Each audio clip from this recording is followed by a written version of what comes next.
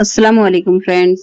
आप मेरे चैनल पर पहली बार आए हैं तो मेरे चैनल को सब्सक्राइब करें, लाइक शेयर और कमेंट करें। बेल आइकन का बटन दबाना ना भूलें ताकि आने वाली वीडियो का नोटिफिकेशन आप तक पहुंच सके। शुक्रिया। एक बार की बात है, किसी समय में एक बहुत ही भले पति पत्नी रहते थे। उनके कोई बच्चा नहीं था, सो उनको एक ऐसे बेटे की बहुत इच्छा थी। एक दिन पति कहीं बाहर गया हुआ था कि रास्ते में उसको एक जादूगर मिला। उसने उस जादूगर से कहा, जादूगर साहब, मुझे एक बेटा चाहिए। मैं एक बेटा पाने के लिए क्या करूं?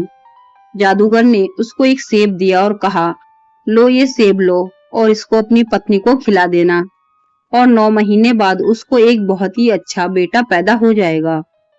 पति उस सेब को लेकर वापस घर आ गया। वह सेब उसने अपनी पत्नी को देकर कहा, लो ये सेब खा लो। ये सेब मुझे एक जादूगर ने दिया है और कहा है कि इसको खाकर तुम्हारे एक बेटा हो जाएगा। उसकी पत्नी तो यह सुनकर बहुत ही खुश हो गई। उसने तुरंत अपनी दासी को बुलाया और उस सेब को छीलकर लाने के लिए कहा। दासी वो सेब छीलकर ले आई। छिला हुआ सेब तो उसने अपनी मालकिन को दे दिया, पर उसके छिलके उसने अपने पास रख लिए और उनको उसने खुद खा लिया। पत्नी को 9 महीने बाद एक बेटा हुआ और उसी दिन उस दासी को भी एक बेटा हुआ। पत्नी का बेटा सफेद रंग का था, जैसे कि सेब का गूदे का रंग होता है।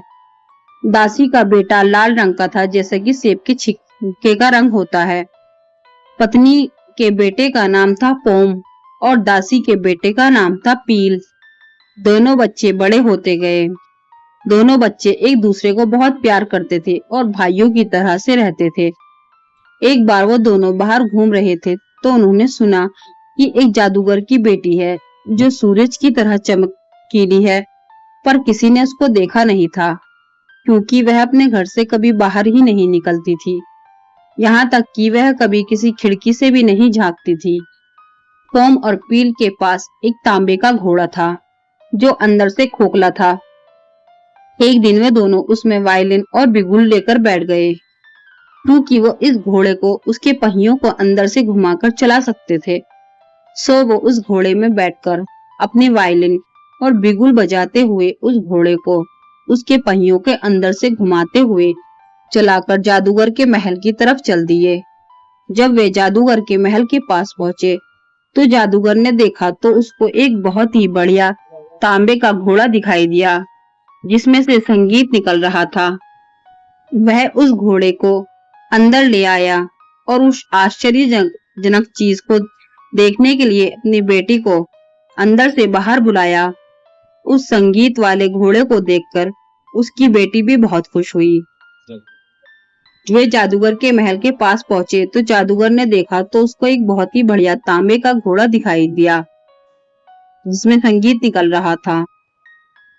पर जैसे ही वे उस घोड़े के साथ अकेली रह गई, पोम और पील दोनों उस घोड़े में से बाहर निकल आए। उनको देखकर वह लड़की डर गई। उन्होंने उससे कहा, तुम डरो नहीं, हमने तो सुना था कि तुम बहुत सुंदर हो।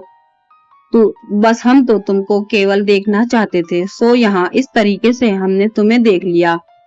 अब अगर तुम ये चाहती हो कि हम लोग यहाँ से चले जाएं, तो हम चले जाएंगे। मगर अगर तुमको हमारा संगीत पसंद हो और तुम चाहती हो कि हम तुम्हारे लिए वो संगीत बजाते रहें, तो हम वह संगीत बजाते रहेंगे। फिर किसी के बिना जाने कि हम यहाँ कभी आए भी थे, हम चले जाएंगे। लड़की को उनका संगीत अच्छा लगा तो वे वहां रुक गए और अपना संगीत उसको सुनाते रहे। और फिर कुछ देर बाद तो वह उनको खुद ही जाने नहीं देना चाहती थी। तो पोम बोला, अगर तुम हमको यहाँ से नहीं जाने देना चाहती हो तो फिर चलो हमारे साथ, मैं तुमसे शादी करना चाहता हूँ। वह लड़की तैयार हो गई। वे तीनों उस घोड़े के पेट में छिप गए और वह घोड़ा फिर अपने पहियों पर चलने लगा। वे तीनों वहां से चलकर रात काटने के लिए शाम को आकर एक सराय में ठहर गए। जैसे ही वो लोग वहां से गए, वह जादूगर घर लौटा और अपनी बेटी को आवाज लगाई, पर कोई नहीं बोला। उसको उसने इधर उधर भी ढूंढा, पर जब उसको उसके महल में नहीं पाया तो अपने चौकीदारों से पूछा तो उन्होंने बताया कि उन्होंने तो उसको महल के बाहर जाते नहीं देखा। तब उस जादूगर को लगा कि इसके साथ चाल खेली गई है। यह सोचकर वह बहुत गुस्सा हो गया। वह अपने महल के छज्जे पर गया और अपनी बेटी को 3 श्राप दिए। उसको 3 घोड़े मिलेंगे, एक सफेद, एक लाल और एक काला। वे सब घोड़े प्यारे होंगे जैसे कि उसने अभी एक घोड़े से प्यार किया। वह सफेद घोड़े पर चढ़ेगी और ये सफेद घोड़ा उसका किया हुआ सब कुछ बेकार कर देगा। फिर इसको 3 सुंदर छोटे छोटे कुत्ते मिलेंगे, एक सफेद, एक लाल और एक काला। वह काले कुत्ते को पसंद करेगी जैसे कि वह करती है और वह काला कुत्ता भी उसका किया हुआ सब कुछ बेकार कर देगा। फिर जब वह रात को सोने के लिए अपने बिस्तर पर जाएगी तो उसके कमरे में एक बहुत बड़ा सांप आएगा। वह खिड़की के रास्ते से आएगा और उसको काटकर मार देगा। जब वह जादूगर ये 3 श्राप अपने छज्जे पर से चिल्ला रहा था तो 3 बूढ़ी परियां नीचे सड़क से गुजर रही थी। उन्होंने ये श्राप सुने और वह श्राप सुनती हुई चली गई और चलती गई।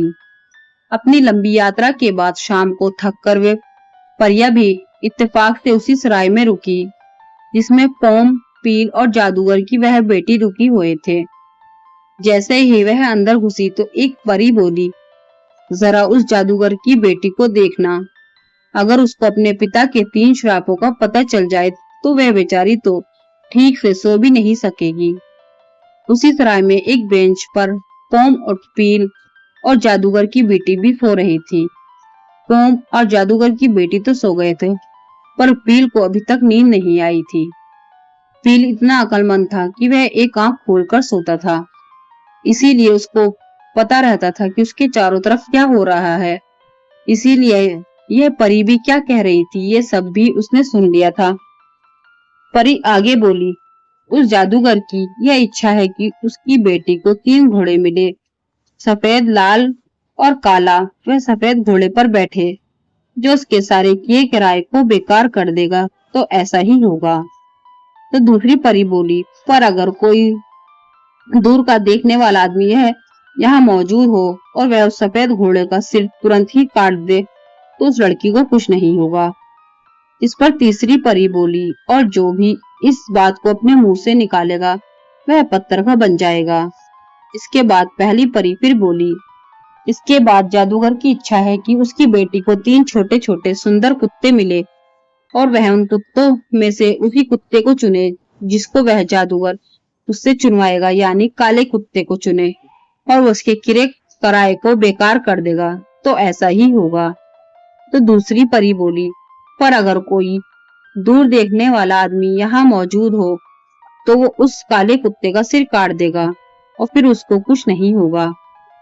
तीसरी परी बोली, और अगर इसके बारे में वह किसी से भी बोला तो वह पत्थर का बन जाएगा।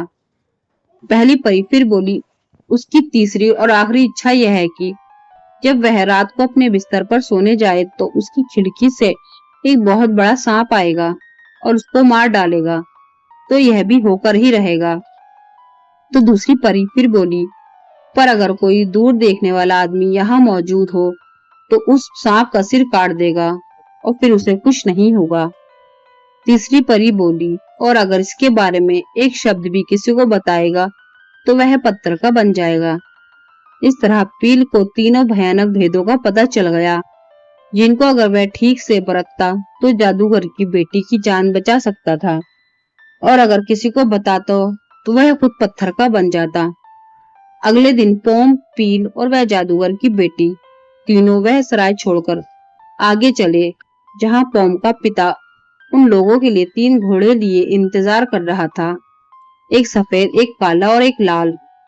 जादूगर की बेटी तुरंत ही कूदकर सफेद घोड़े पर बैठ गई, पर पील भी तेज था, उसने भी तुरंत ही उस घोड़े का सिर काट दिया।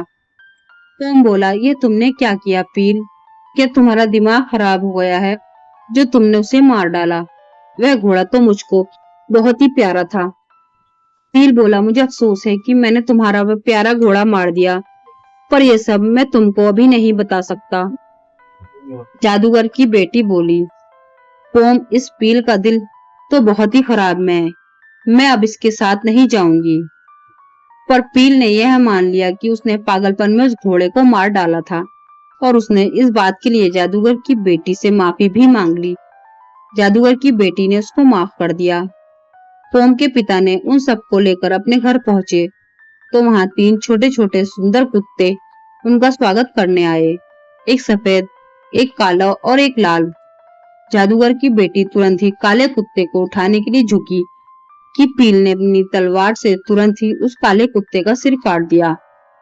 जादूगर की बेटी बड़ी जोर से चिल्लाई, तुम तो बहुत ही पागल और बेरहम आदमी हो पील। तुम दूर हो जाओ मेरी नजरों से। तुमने पहले मेरा घोड़ा मार दिया, अब यह प्यारा सा छोटा सा कुत्ता भी मार दिया। उसी समय पोम के माता पिता भी बाहर निकल आए। उन्होंने खुशी खुशी अपने बेटे और बहू का स्वागत किया और बहू को समझाया कि एक बार पील को फिर से माफ कर दे।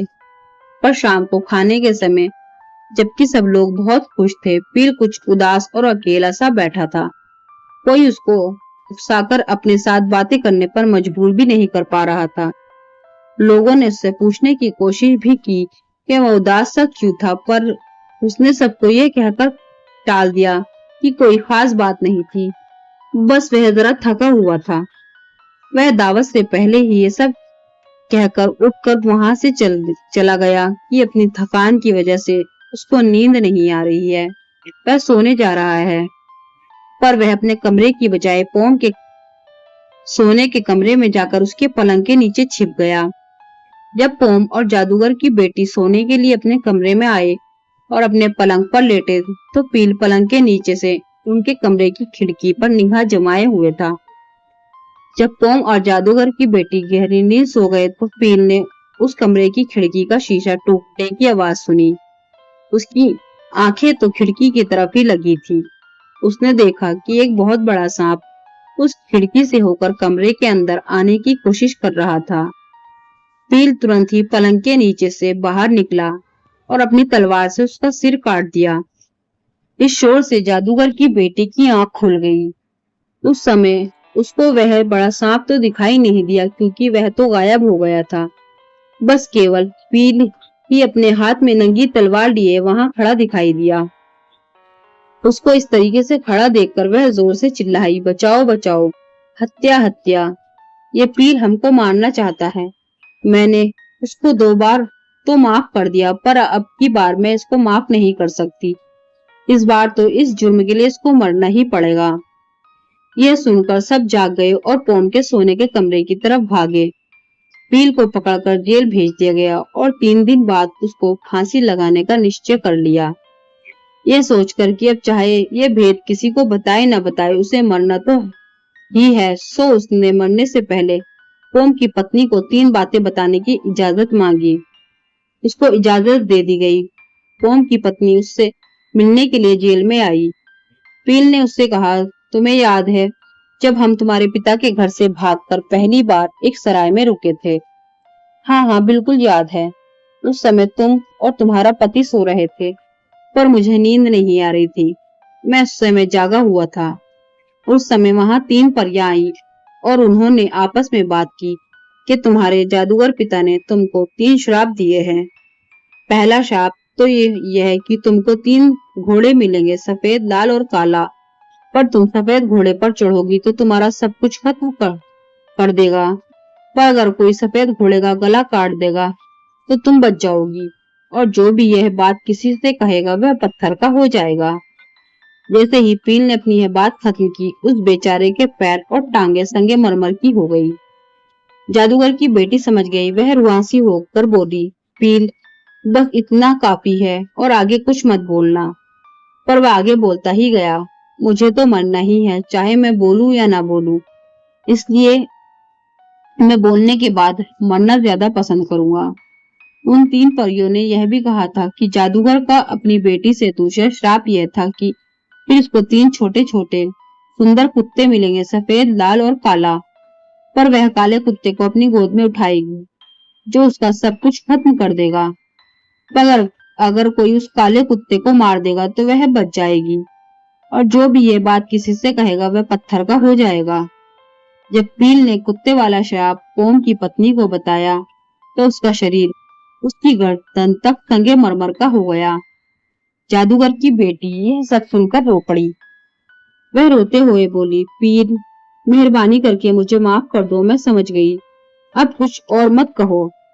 पर क्योंकि अब पील का गला पत्थर का हो चुका था और उसका जबड़ा भी पत्थर का हो रहा था, उसकी आवाज भर्रा रही थी। उसी भर्राई हुई आवाज में उसने कहा, अब जो कोई इस बात को अपने मुंह से कहेगा वह पत्थर का हो जाएगा। और ये कहने के बाद तो वह सिर से पैर तक संगमरमर की मूर्ति बन गया। पील की पत्नी बहुत जोर से रो पड़ी और रो रो कर कहने लगी, आहा, ये मैंने क्या किया? मैंने एक ऐसे वफादार आदमी को मार दिया जिसने मेरी जान बचाई। फिर कुछ सोचकर उसने अपने आंसू पोंछे और बोली, अगर इस आदमी को कोई फिर से जिंदा कर सकता है तो वह मेरे पिताजी खुद। सो उसने अपने पिता को एक चिट्ठी लिखी, फिर ये पिताजी, आप मुझे माफ कर दे और मेहरबानी करके तुरंत ही यहाँ आ जाए। वह जादूगर अपनी बेटी को बहुत प्यार करता था। सो की चिट्ठी मिलते ही वह अपनी बेटी के पास दौड़ा चला आया। उसकी बेटी ने उसे चूमा और बोली, पिताजी, मुझे आपसे एक सहायता चाहिए। जरा इस बेचारे नौजवान को देखिए। आपके 3 श्रापों से मेरी रक्षा करके मेरी जान बचाने के बदले में यह बेचारा सारा का सारा पत्थर का हो गया है। मेहरबानी करके आप इसको जिंदा कर दीजिए। जादूगर बोला, बेटी, तुम्हारे प्यार की खातिर मैं यह भी करूंगा। उसने अपनी जेब से बालसम के मरहम की एक शीशी निकाली और पील के सारे शरीर पर चुपड़ दी। उस मरहम के लगाते ही पील तुरंत ही जिंदा हो गया। इस तरह फिर उसे फांसी के फंदे की तरफ ले जाने की बजाय वह लोग उसको एक गाड़ी में बिठाकर गाते बजाते और पील जिंदाबाद के नारे लगाते हुए घर ले गए। इस तरह पील ने जादूगर की बेटी की जान बचाई और जादूगर की बेटी ने पील की जान बचाई। फ्रेंड्स, आपको मेरी कहानी पसंद आई है तो मेरे चैनल को सब्सक्राइब करें, लाइक, शेयर और कमेंट करें। शुक्रिया। अल्लाह हाफिज।